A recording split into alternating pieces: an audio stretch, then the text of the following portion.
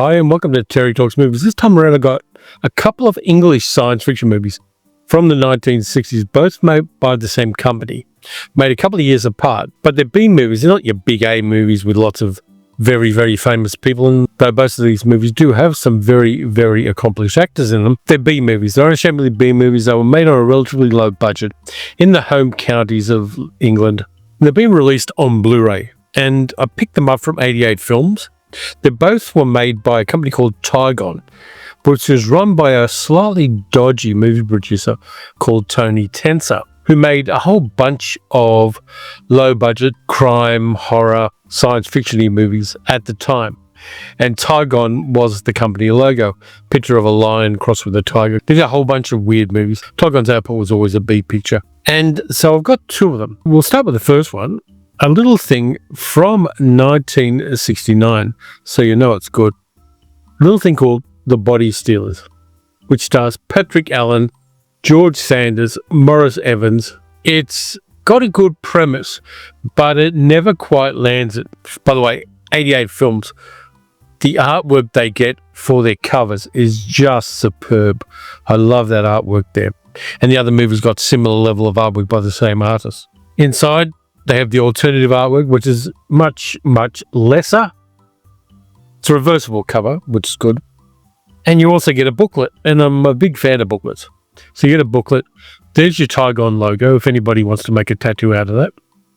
And The Body Stealers has a good tagline. Can the Earth survive against the aliens from outer space? Do the space aliens take human form, or are the horrors from the sky invisible to man? There's lots of photographs from the movie and a couple of essays about the movies as well. So a nice package all up. And I got these quite cheaply when they were having a sale. So we'll start with The Body Stealers. So with this Body Stealers, you got a good initial premise. Whole bunch of people skydiving, testing some new parachutes that have been created by a technician played by Neil Connery, Sean Connery's brother, who was shorter but still wore a toupee. And so they're being watched by the military, including George Sanders playing a general. And they parachute out of the plane, come down, and then suddenly there's a bright light and the men are no longer in the parachutes. The parachutes land themselves and the men go missing. This happens twice, once at an air show and another time when they're doing these tests. This becomes a problem for the military because losing people in that way is just not on. So they get an independent troubleshooter played by Patrick Allen to investigate this stuff. He's good at what he does. He's a ladies' man. He's got a lantern jaw, so everything is all right. And he starts investigating. They find little pieces of equipment. There's a bit of radioactivity around, which is never a good thing. And as Patrick Allen's character, whose name is Bob, starts investigating, he wanders along a beach after work and meets a beautiful, mysterious blonde woman who we know right from the very start is one of the aliens. They make love, they fall in love. She goes skinny dipping. There's a little bit of nudity, so a little bit of titillation for the audience. And meanwhile, Bob is investigating these strange aliens and trying to find out what they do. And as a lot of these B pictures at the time did, they got a lot of name actors from a decade or two or three or four beforehand. When they're at the end of their careers, usually they were self-medicating with a bottle, and so they could get people like George Sanders, who won an Academy Award for All About Eve a couple of decades before. They get Maurice Evans, Shakespearean actor whose career was diminishing, but who at his peak was one of the great Shakespearean actors of America. And they get jobbing actors like Patrick Allen, who is mostly known as a voiceover guy, did a lot of voiceovers over about 40 years in England. It's a fun movie. It's not great. It's not wonderful. It does have a really nice debut poster that was put out at the time here in Australia, which I have a copy of, and I'll show you what that looks like. And the rationale for the aliens being on Earth and kidnapping all of these very fit military guys is kind of thin. It's the usual stuff, you know. They're having trouble reproducing and they need to kidnap people so they can go back to their planet. I don't know, milk them for jizz or something. It's that kind of weak rationale, and the plot is never the important thing in this. Mostly it's the action, the weirdness, occasional bits of titillation, and it's a B picture, you know. It's there to be entertaining. Nothing more than that. The special effects work is about as good as you're going to get at the time, which is fine. And everybody in the picture, and they do have interviews with some of the actors and other technicians as extras on the disc. knew it was going to be a B picture. They knew it wasn't the best thing in the world, but they were professionals. They did their job. They had a bit of fun while they were doing it. George Sanders apparently was very much alcoholic at the time. He ended his own life a couple of years later, unfortunately, and didn't necessarily get the help that he needed. Morris Evans was very professional, but his career had been diminished by the fact that he was gay and could get film roles because of that, and also he was an old racked up. He wasn't a leading man type anyway. And people like Patrick Allen and Neil Connery were just there to do a job. Neil Connery was in a few movies. He was in a spy spoof in the 60s called OK Connery, where he was playing a secret agent because he looked a bit like his brother, and his brother played James Bond, that kind of stuff. But yeah, he made a few movies and then stopped making movies.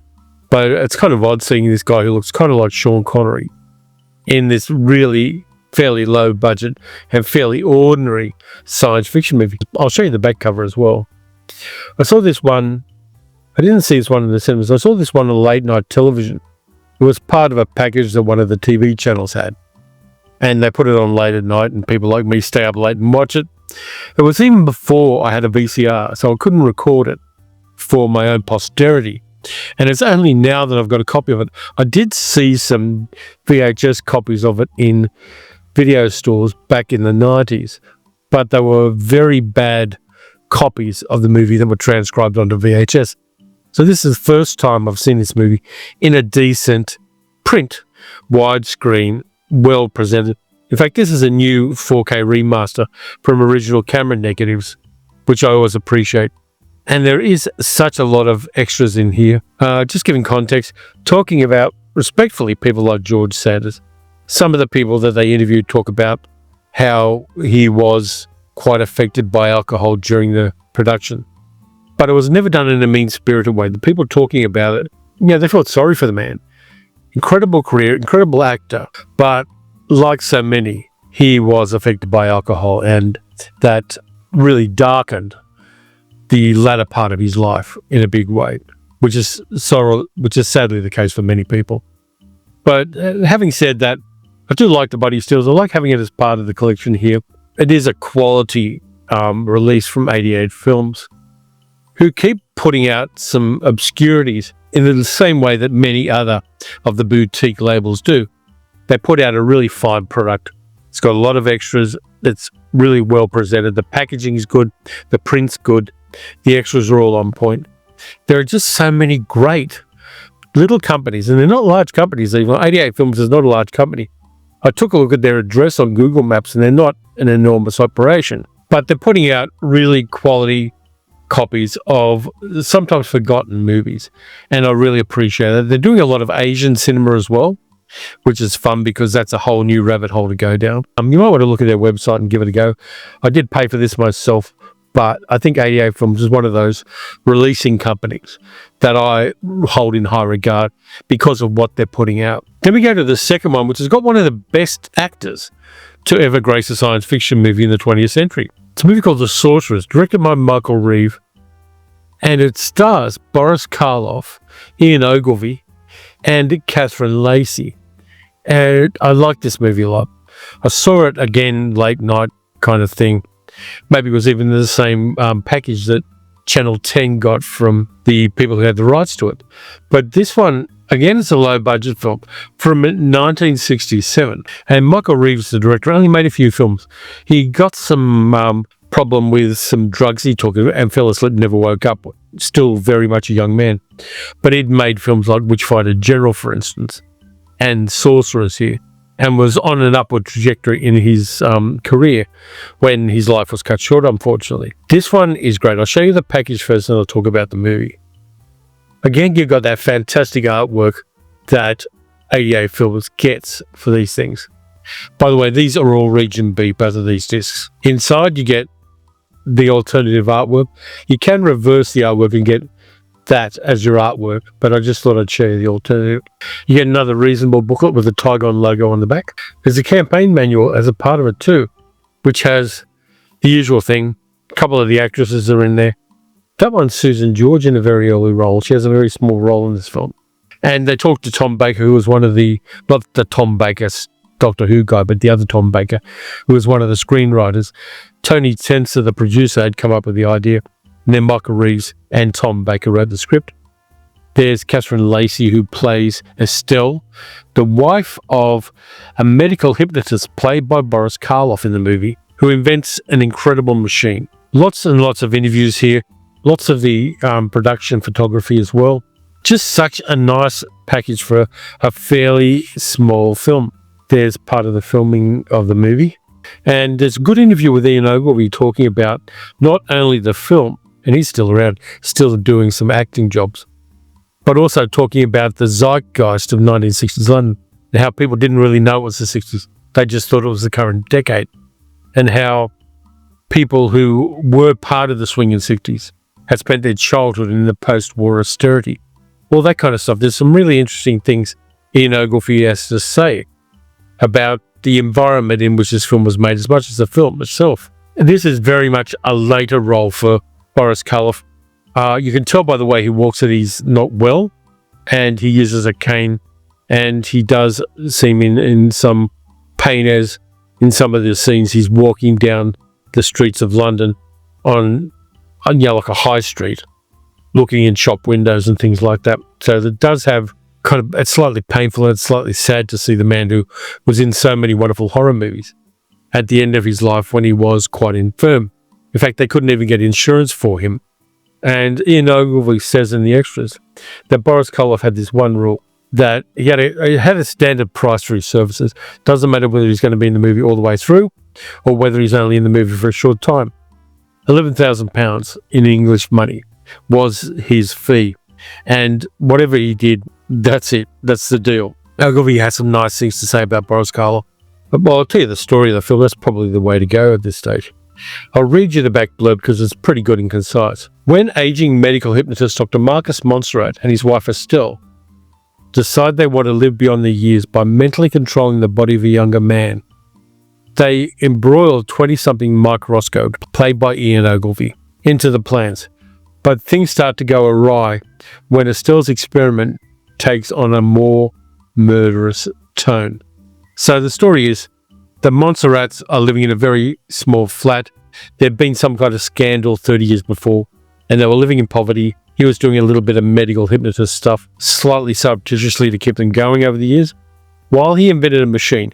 And he has a machine which uses sound and light, hypnotize people at a very deep level, and enabling he and Estelle to experience the physical and oral sensations that the person they hypnotize has. If they concentrate really hard, they have a telepathic link with him. And Mike comes in just for kicks and undergoes their machine. And they find out they can control him. They can feel all the sensations. He goes for a swim and they can feel how it is to be useful in swimming. They get him to go on a very fast motorcycle ride with Mike's girlfriend Nicole on the back, so they can experience that exhilaration. They don't go to sexual areas with it, but the implication is that it would very much be possible for them to do that were they so inclined. And both Marcus, the husband, and Estelle, the wife, played by Karloff and Catherine Lacey, are at first exhilarated by this. First off, his experiment works, and he can experience the sensations that this young man has, and then they find that they can get him to do what they want. And that's where things start turning. Estelle finds out that she can concentrate more than Marcus can. She can countermand any order that Marcus gives to Mike, and she can take control. And she's on the street one day and sees a fur coat in a shop window and decides that she's going to get Mike to steal that for her from the furriers. And that then leads to further things and eventually to murder. Weirdly, Estelle gets exhilarated by violence of all kinds. And so she takes over. Marcus has a cane. She breaks his cane and hits him on the knee to infirm him further, while she takes control and goes on this mad power trip to control Mike and to control what he does. Meanwhile, Mike's girlfriend Nicole and his best friend Alan are concerned and start finding that Mike is having blackouts. These are going very, very badly for Mike and for the people around him. Bodies start piling up. Acts of violence start piling up. Things are going desperately wrong, and they don't know why. It's a nice little film. Michael Reeves does a really nice job of directing. He was a guy it's a tragedy he didn't live longer into the 70s and 80s to make more films. And he was very much a genre guy. He was passionate above all else about filmmaking and had been since childhood. Ian Ogilvy was a childhood friend of his, and they both were passionate about. Ian Ogilvy was passionate about being an actor. Mike Reeves is passionate about directing films. And so they worked with each other 3 times before Michael Reeves died. But they were both seriously passionate about what they did, and it shows. For a small budget film, this does really well. The bits where Mike goes under the influence of the machine are really well done. The effects they use, which is basically a projector with one of those oil things they had at hippie concerts, superimposed over Ian Ogilvy's face, and some electronic tonalities they use to put across this machine working. It's a really nice low-budget way of handling that. The movie ends in violence, blood, and tragedy, of course. I really like The Sorcerers. I think as a beat picture it works. As a science fiction picture it works for the simple reason that there are unintended consequences of a technological innovation in this movie.